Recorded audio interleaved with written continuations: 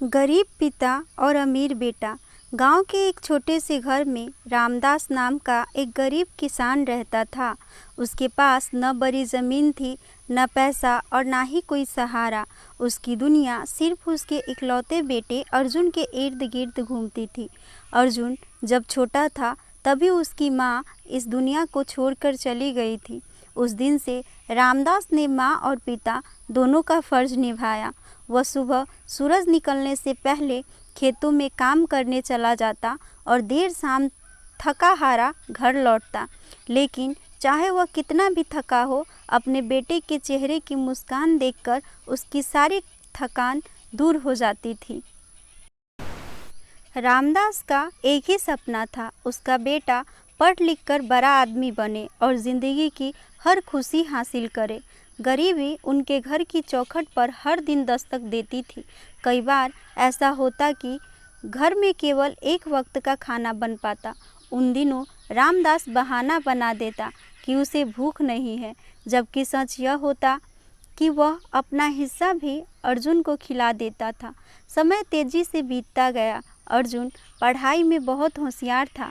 उसने अपनी मेहनत और पिता के त्याग के दम पर शहर के बड़े कॉलेज में दाखिला पा लिया। कॉलेज की फीस भरने के लिए रामदास ने अपनी आधी ज़मीन बेच दी। गांव वालों ने उसे बहुत समझाया, रामदास सारी ज़मीन बेच दोगे तो बुढ़ापे में क्या करोगे? रामदास मुस्कुराकर कहता, ज़मीन फिर भी आ जाएगी, लेकिन बेटे का भविष्य वापस नहीं आएगा। पिता के इन शब्दों में उसका पूरा जीवन छिपा था।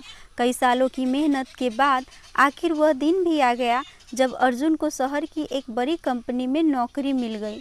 उसकी तनख्वाह इतनी थी कि पूरे गांव में किसी ने भी कभी नहीं सोची था कि अर्जुन जो है आगे चलकर इतना पैसा कमाएगा। रामदास की खुशी का ठिकाना नहीं था। उसने पूरे गांव में मिठाइयाँ बंटवाई और वह बहुत खुश हुआ। उसने गर्व से कहा, आज मेरे बेटे ने मेरा सिर ऊंचा कर दिया। लेकिन शायद किस्मत को कुछ और ही मंजूर था। नौकरी मिलने के बाद अर्जुन की ज़िंदगी पूरी तरह बदल गई। नए दोस्त, नई दुनिया और नए सपने। धीरे धीरे वह अपने पिता से दूर होता चला गया। पहले रोज़ फ़ोन आता था, फिर हफ्ते में एक बार, फिर महीने में एक बार।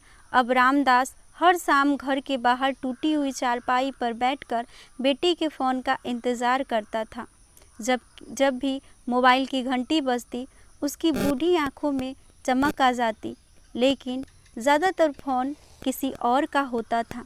रामदास इससे बहुत दुखी होता था और वह हमेशा अपने बेटे के फ़ोन का इंतज़ार करता रहता था और हर बार उसकी आंखों की चमक थोड़ी और फीकी पड़ जाती।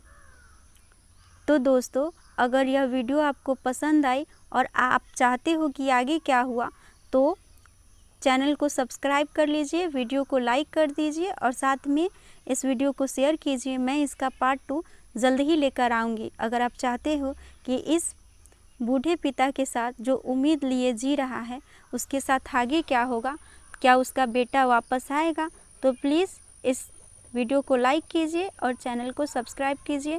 मैं कल ही इसका पार्ट 2 अपलोड कर दूँगी।